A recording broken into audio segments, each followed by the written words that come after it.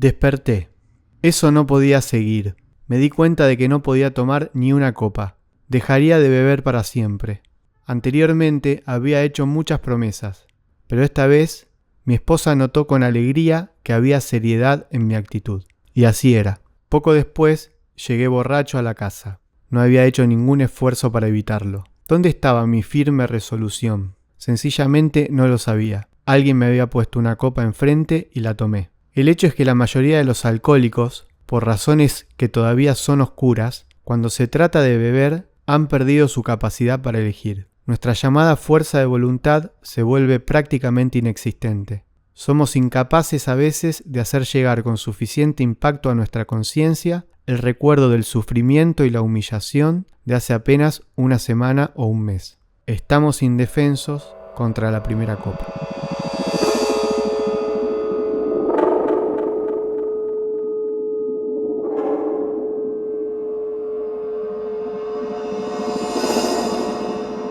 Buenas, ¿cómo están? ¿Cómo andan? Bueno, bienvenidos una vez más a este podcast llamado Dos en Recuperación, un podcast desde la recuperación para nosotros y espero que para muchos también sea o se convierta en un ritual de la recuperación, una posibilidad de poder conectar con ella de una manera distinta, que nos permita compartir algunas reflexiones espontáneas como lo hacemos siempre. Creemos que una de las claves de la recuperación está en sumar este tipo de encuentros, de contactos, en la que podamos dedicarle de alguna u otra forma unos minutos a la recuperación, a esa conexión con lo espiritual de la recuperación, a darle a ella unos minutos o un tiempo de mayor conciencia. Y así es que hoy nos encontramos aquí una vez más. Hola Mati, ¿cómo va? Hola Jera, hola a todos.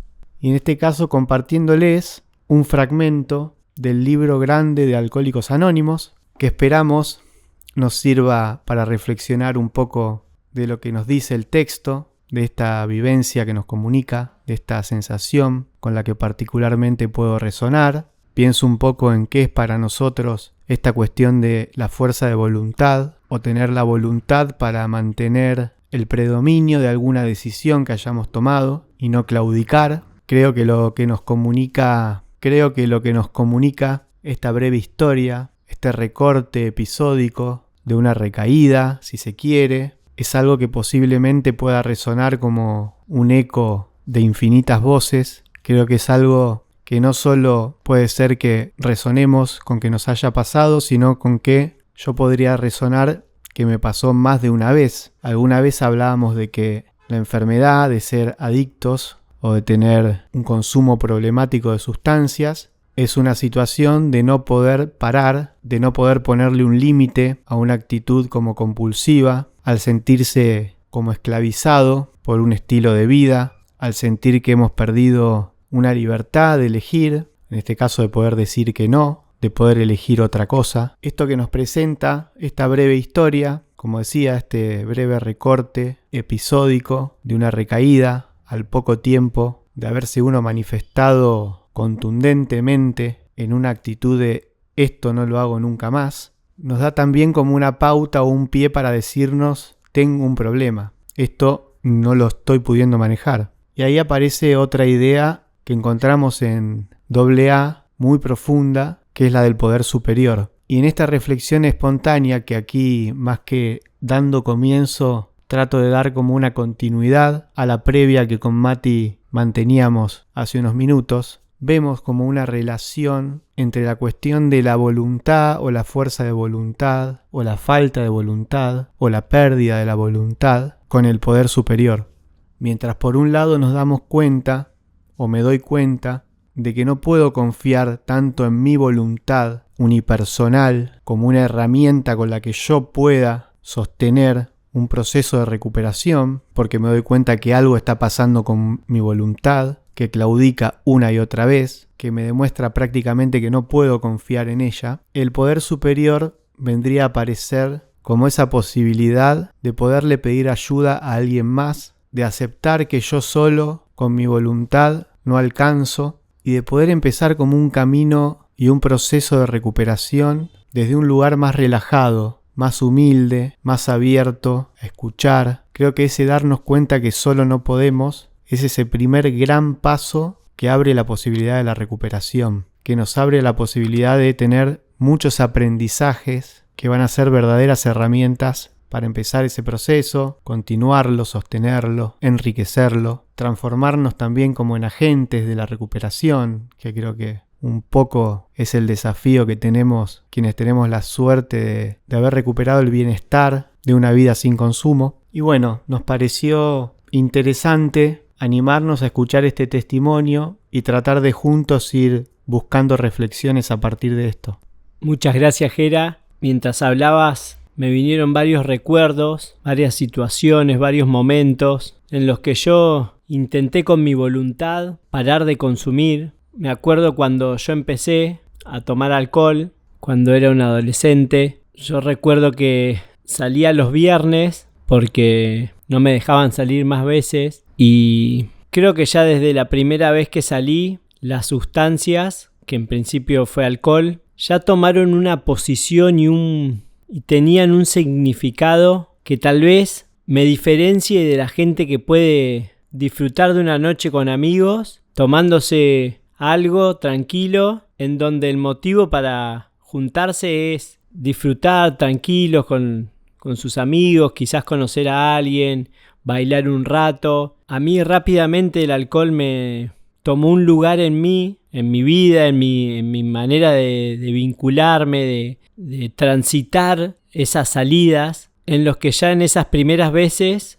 no encontraba límite, como si fuera una especie de que mientras más consumía, mejor me iba a mover en ese ambiente. Y eso hacía que yo, por lo general, me excediera y terminara descompuesto sentado en el piso, hasta que se me pase un par de horas después. Y siempre, desde un principio, jurándome que era la última vez que lo iba a hacer, que la próxima vez iba a tomar menos o no iba a tomar. Y desde ese principio ya mi voluntad, que era no terminar así, no se cumplía. Esa falta de control y falta de libertad sobre mí mismo hizo que yo de a poco le fuera perdiendo el sentido a la vida, hizo que lo que parecía ser una solución se convirtiera en otro problema más de los que yo ya tenía previo al consumo, los cuales recién estoy pudiendo conectar hoy con 40 años y recién hoy los puedo estar trabajando porque como que interrumpí desde esa adolescencia que empecé el consumo hasta hace unos años cualquier tipo de trabajo y afrontamiento sobre mis heridas, mis dificultades, y nunca o casi nunca se me ocurría pedir ayuda, aceptar que yo no tenía control. Yo me acuerdo cuando era chico que cuando me enteraba que alguno de los pibes terminaba en una granja de rehabilitación o en alguna institución de rehabilitación, yo pensaba qué mala suerte tuvo ese pibe. Los padres lo descubrieron y los internaron, los metieron en una granja. Pensaba se comieron el viaje los padres, o quizás sentía que se había asustado el que consumía y por miedo o por cagón, pensaba yo, pedía ayuda y terminaba en un lugar así. Yo tenía muchos prejuicios con el pedir ayuda, con el que alguien te dé una mano y admitiendo que tenía un problema la persona, intente solucionarlo, porque yo siempre intenté solucionarlo solo a mi manera y así me fue. Llegué al punto de no asistir a lugares,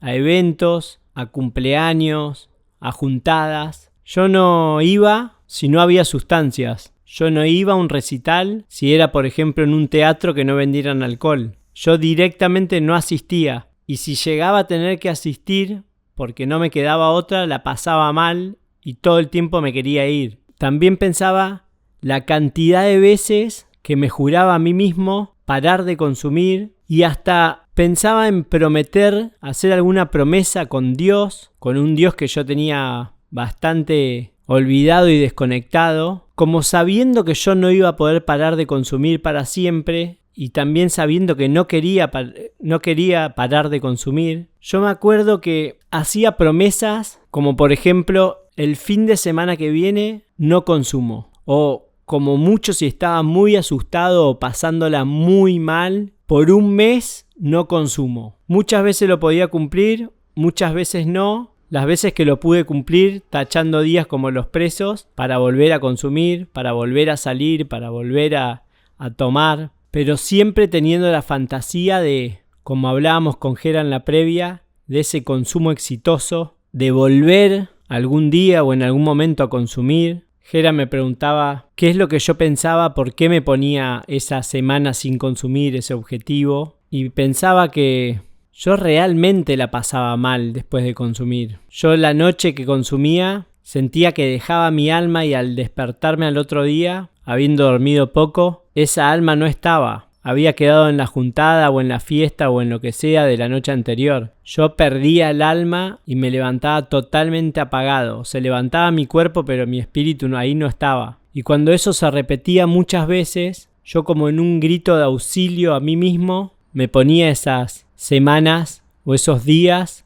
que yo consideraba que iba a poder resistir y me iban a alcanzar para recuperarme, en las que después ya es conocido que me iba olvidando de esas sensaciones casi de estar muerto, y con el correr de los días, bueno, lo que pasa que uno se olvida y empieza a pensar que tan grave no era y empieza a recordar la parte linda de la película y faltan segundos para volver a consumir. Por todo esto que estoy diciendo, me llega mucho la frase que leyó Gera al principio: estamos indefensos contra la primera copa. Yo es como que mientras estaba en consumo eso lo sabía. Yo veía que había gente que se tomaba 1 o 2 copas y yo necesitaba 1 o 2 copas para arrancar, y sabía que después no podía parar, que no tenía mucho control y que yo buscaba un efecto que 1 o 2 copas no me lo daban. Yo necesitaba más copas y necesitaba alcanzar ese efecto. Pensándolo desde donde estoy hoy, yo siempre busqué el efecto.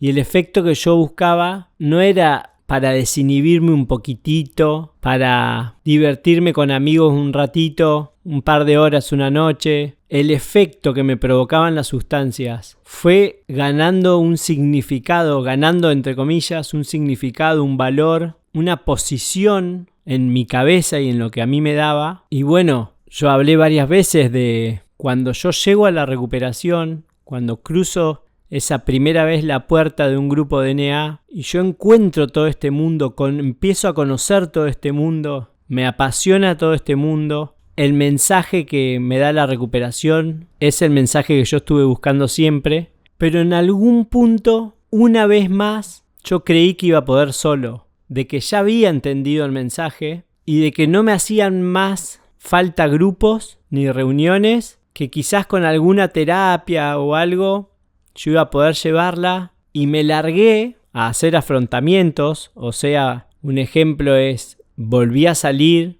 a boliches, volví a juntarme con gente del palo con la que yo consumía, y no tardé muchos días en habilitarme esa primera copa, porque yo creía o había olvidado de todo lo que a mí me pasaba cuando yo consumía y de esa posición que tiene o tuvo el efecto de las sustancias en mí. Y al haberme habilitado a esa primera copa, nuevamente arrancó una pesadilla en la que otra vez no pude parar y otra vez me hice mucho daño, y no solo a mí sino a los que me rodeaban, a los que nuevamente les tuve que pedir ayuda, pero ya sí esta vez totalmente derrotado y entendiendo de que yo solo nunca más iba a poder. Gracias, Mati. Pensaba también en esta especie de contradicción que uno sentía, porque en el fondo yo sentía que había perdido el control, que muchas situaciones, muchas circunstancias me demostraban que algo estaba mal, que yo ya esto no lo podía manejar, pero al mismo tiempo no había una aceptación consciente de eso. Era como un bueno, no sé qué hacer, sigo, ya veré. Yo constantemente me decía, ya en algún momento voy a poder. Y decirse eso una y otra vez no era otra cosa que dar siempre un paso más hacia la muerte. Y después, como decíamos al comienzo, estaban esos infructuosos intentos de proponerse parar y que al no prosperar nos cargaban de frustración, de sentir esa sensación de fracaso, que posteriormente lo único que iban a hacer era sumar un nuevo motivo para que busquemos la anestesia de la droga también con ellos. Anestesiar esa sensación de frustración y de fracaso y de culpa, de prometerme algo y no cumplirlo, de advertirse un ser sin voluntad, sin palabra, sin convicciones, sin valores. De alguna forma la sustancia era lo que había ocupado el lugar de la espiritualidad. Con Mati en la previa hablábamos un poco de esa sensación de quedar desalmados en esos tristes despertares después de noches agitadas, en el que uno literalmente se siente sin alma, sin espíritu, sin ánimo, sin motivación y absolutamente dependiente de una nueva dosis para poder dar inicio a una nueva actividad. Creo que en recuperación y en abstinencia volvemos a recuperar ese lugar en el que podamos albergar a ese poder superior que podemos descubrir y concebir al mismo tiempo. Recuperamos el espacio para una construcción espiritual. En el episodio anterior, en el que tuvimos la visita de Agus, hablábamos también en relación de poder empezar a vivir una vida verdadera, tema también de otro episodio, de poder comenzar a decir la verdad. Y en este sentido hablábamos de ese alivio, de que ya solo ahora sea necesario ser uno mismo. Que por otro lado decíamos que eso es parte de un proceso también, que no es de un día para otro, que es un trabajo, que es una búsqueda, que es un objetivo muy profundo, que uno se impone en recuperación, de mucho refuerzo espiritual para con uno mismo, de volver a sentirse íntegro, real, genuino. Y ahora vinculaba esta cuestión de ciertos alivios que uno puede encontrar en la recuperación, y creo que también lo podemos percibir al saber que no depende solo de uno. Creo que estas serán como alivios o caricias para con uno mismo que uno se privaba, que de alguna manera la enfermedad nos privaba. El tema del poder superior me parece que es muy profundo, es muy particular, es una relación personal que cada uno construirá en su propio proceso, es una invitación de apertura, de pensar espiritualmente, cada uno llevará a cabo su propia búsqueda, cada uno se preguntará qué es el poder superior, en qué lugar lo pone. Alguna vez escuchamos a algún compañero decir que para él los grupos eran el poder superior. Yo creo que lo veo como una de esas formas que puede tomar la construcción de una espiritualidad, de un espíritu de la recuperación, algo que al mismo tiempo aceptamos y que internalizamos, que enriquecemos alineado a un propósito, que mantenemos cerca, que lo sentimos como guía, como aliado, como sostén. Algunos párrafos más que encontramos en el libro grande de AA mencionan que hay un asunto en el que estos hombres y mujeres están sorprendentemente de acuerdo. Cada uno de ellos ha encontrado un poder superior a sí mismo y ha creído en él. Este poder ha logrado en cada caso lo milagroso, lo humanamente imposible. Declaran categóricamente que desde que empezaron a creer en un poder superior a ellos mismos, a tener cierta actitud hacia ese poder y hacer ciertas cosas sencillas, ha habido un cambio revolucionario en su manera de pensar y de vivir. Encontraron que un poder nuevo, una paz, una felicidad y un sentido de dirección afluía en ellos. Y otro párrafo dice: nos dimos cuenta por fin de que la fe en alguna clase de Dios era parte de nuestra manera de ser, como puede serlo el sentimiento que tenemos para con algún amigo. Algunas veces tuvimos que buscar sin temor, pero allí estaba Él. Él era un hecho tan real como lo éramos nosotros. Encontramos la gran realidad en lo más profundo de nosotros mismos. En última instancia, solamente allí es donde Él puede ser encontrado. Muchas gracias, Gera. Qué interesante todo lo que decís y qué lindo esto último que lees de este libro tan grandioso de AA, que tenemos la suerte de poder compartir hoy algunas de sus palabras. Yo me quedé pensando, hablé de un significado que tenían las sustancias para mí y pensaba ese significado versus el significado de la ayuda. Para mí las sustancias son ficticias, representan oscuridad, esclavitud, también autodestrucción o muerte. Y la ayuda, en cambio, o el significado que le doy yo a la ayuda, es luz, amor, libertad y vida. Cuando alguien me ayuda a mí, yo me siento querido, me siento bien, Y para mí las sustancias corresponden a la enfermedad y la ayuda corresponde al poder superior. Ese poder superior, como decía Gera, como cada uno lo concibe, por ejemplo, para mí el poder superior es Dios. Gera mencionaba que para algunos compañeros el poder superior puede ser, por ejemplo, un grupo o el universo o las energías. Es como cada uno lo conciba, pero siempre, o por lo menos en mi caso, entendiendo que yo necesito de algo superior a mí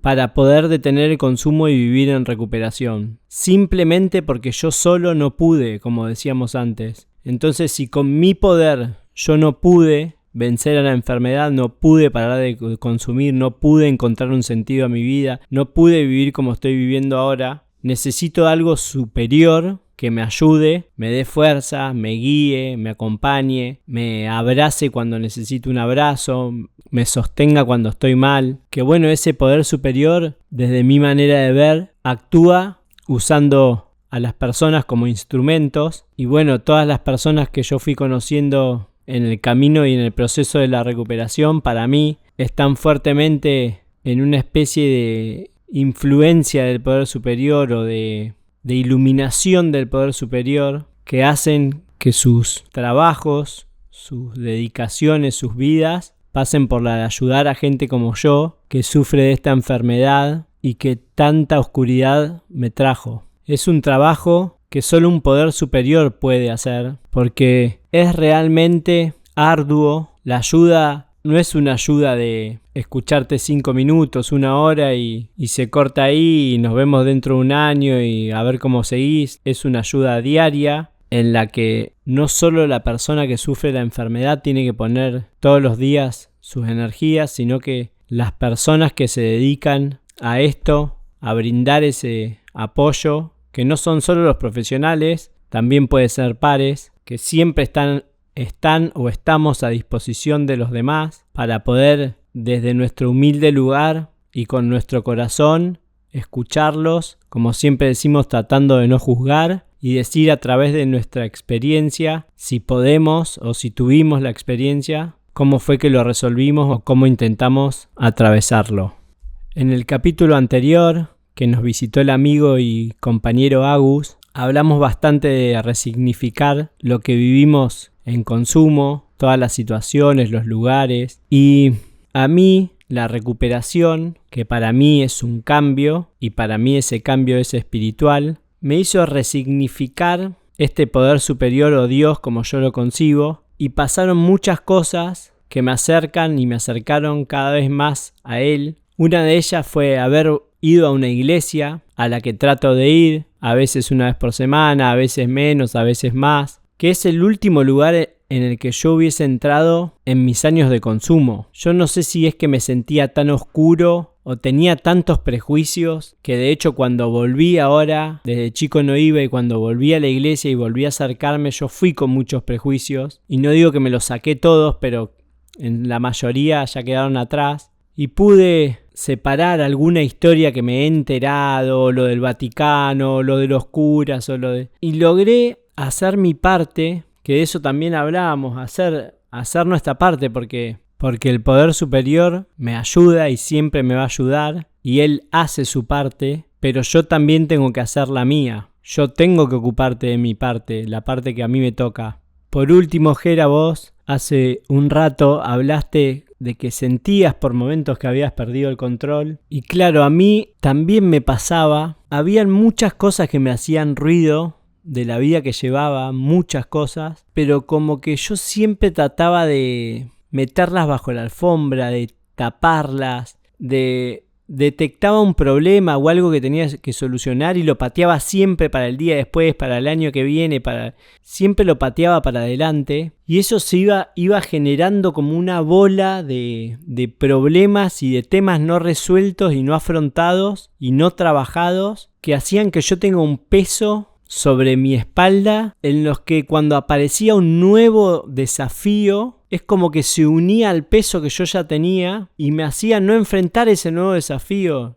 no estar para enfrentar, para atravesar, para darle pelea a lo nuevo que se me presentaba en la vida. Y como hablábamos, seguía todo igual. Para cambiar, hablábamos de que hay que hacer otra cosa, hay que dejar de hacer siempre lo mismo para poder cambiar. Me decía Jera antes. Y se me hacía realmente difícil con tanto bajo la alfombra y seguía acumulando y acumulando. Y cada año que pasaba era más difícil que el anterior. Porque además de tapar problemas, iban ganando terreno las creencias negativas que tenía sobre la vida, sobre el mundo, sobre las personas, sobre mí mismo. Entonces, claro, yo me sentía feliz o me daban ganas de vivir solamente o no solamente, pero mayoritariamente cuando yo sabía que iba a consumir. Porque toda esa alfombra repleta de cosas debajo no importaban. Como que sentía que todo eso que yo tapaba era insignificante y que yo con el efecto que me producía la sustancia en mi cuerpo y en mi cabeza ya tenía todo lo que necesitaba. Y ese fue uno de los motivos por los cuales yo tardé tanto en llegar a la recuperación.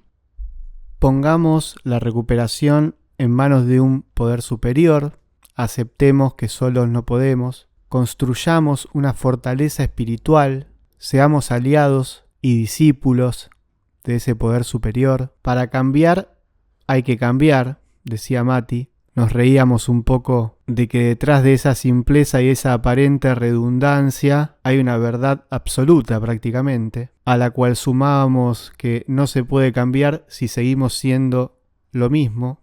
Un camino de recuperación va de la mano del cambio, de lograr abrirse al cambio, de proponerse abrirse al cambio. Cambiar no es alejarse de uno mismo, sino que es empezar a descubrirse, a construirse uno mismo, una mejor versión de uno mismo. Antes de despedirnos, quisiera mandarles un fuerte abrazo a todos nuestros compañeros del DISPO, a todos los pares, todas las personas que tienen esta enfermedad, especialmente para los que todavía no llegaron a la recuperación, y un agradecimiento para los que dedican día a día su esfuerzo para ayudarnos, tanto los profesionales como nuestros familiares. Muchas gracias a todos y nos vemos la próxima.